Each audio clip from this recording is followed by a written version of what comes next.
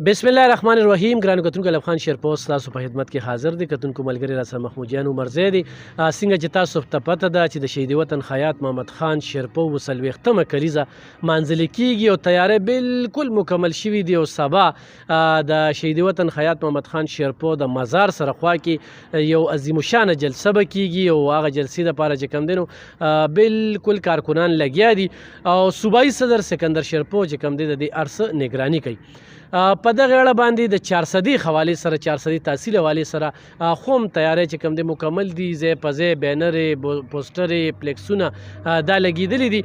په دغه اخله باندې موږ پخواني د تحصیل امیدوار د قومي وطن پارټۍ آصف کمال خان سره موجود یو. څنګه را سره ظاهر شاه ناست دی او دغه شانتې نور ګڼ شمېر کارکنان دي او په دغه اجره کې چې کوم دی نو دغه د ګاډو یو څه خبرې اترې کېدې او موږ هم اچانک رالو نو موږ وی چې آصف کمال خان تاسو سره خو متعارف کړو ډېر وخت پس چې کم دی او دغه زمونږ کمزوري ده. موږ دا وعده کړې وه چې آصف کمال خان سره به خبرې اترې کوو. د قومي وطن پارټۍ یو ډېر سرګرم کارکن او همدغه وجه وه چې قومي وطن پارټۍ مشرانو په اعتماد کړو او دغه ټیکټ یې ورکړی او په دغه انتخاباتو کې ښه کانټېداره مقابله وکړه. ځای ځای ته ځان ورسو.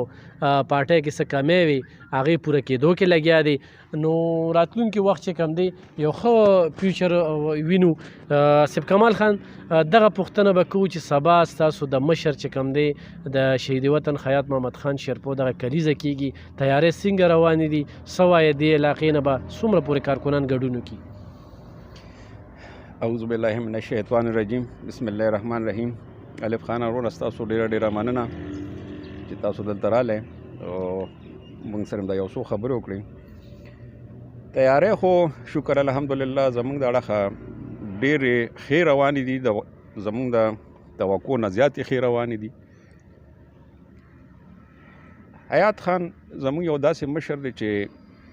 د کوم د شخصیت باره کې موږ سره څه داسې الفاظ نشته چې موږ ووایو، ځکه چې حقیقت کې هغوی زموږ د پښتنو او زموږ د علاقې له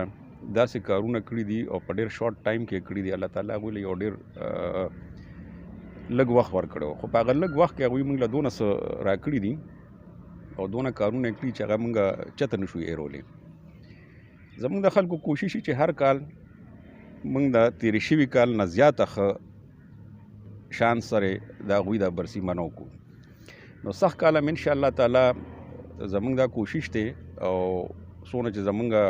اوس دې وخت کې تیاریانې دي نو موږ ته داسې ښکاري چې د تېرې شوي کال نه به د دوی دا برسي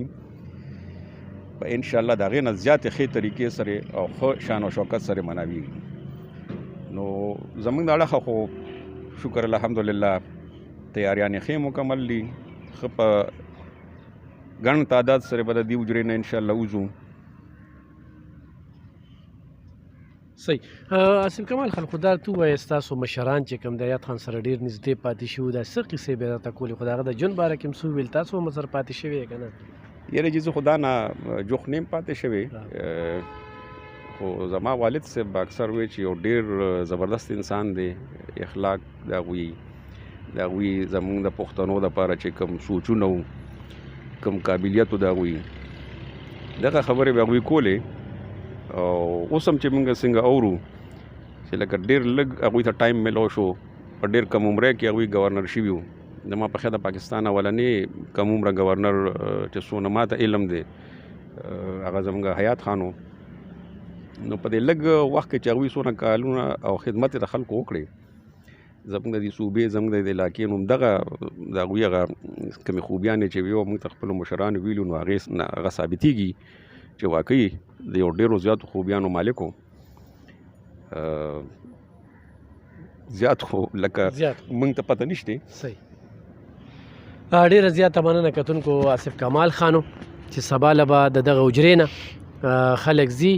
او څه ټیم به روانېږي جی انشاءالله موږ خلکو له دلته کې 10 بجې ټایم ورکړی دی. 10 چې راشي نو زه خو وایم چې ډوډۍ به وخوري مونځ وکړو نو انشاءالله داسې 12:30 1 بجې به د دې ځای نه موږ روانګي کوو. صحیح. کتونکو 2 بجې ولته کې شیرپو خان چې کوم دی بیا تقریر کوي یو ډېرې مهمې خبرې به کوي پښتنو ته ورپېښې ستونزو باندې به خبرې اترې کوي سبا به ډېر مهم اعلانات هم کوي او بیا په دغه بلدیاتي ټاکنو کې څه وشو او پرون چې کوم په منځني سور کمر کې کوم انتخابات نو جنرال کونسلر باندې بیا یو وارې قومي وطن پارټۍ چې کوم دی دغلته کامیابي ترلاسه کړې ده دا هم د دغه برسۍ دپاره یو ډېر لوی زیری دی چې دغه خلکو چې کوم دی نو شیرپو خان ته یو تحفه ورکړې ده ظاهرشاه ناست دی ظاهرشاه د آصف کمال خان خلو ځلو ته څنګه ګورئ او سبا څونه پورې توقعات دي چې تاسو به آصف کمال خان ملګرتیا وکړي د ټول نه مخکې خو ایوب خان به ستاسو ډېره مننه ستاسو دلته راتګ مونږ خو دلته چې ناست وو همدغه پلیننګ و چې رالو مونږ هم نو آصف کمال خان د خپل د دې نه مخکې ټول د څومره د کنټیکټي بالوري یونین کونسل کې یا دلته په مانزو کې ټول ملګري راغوښتي وو هغې سره پلیننګ وکړو د ګاډو تقسیم چې کوم دی چې هر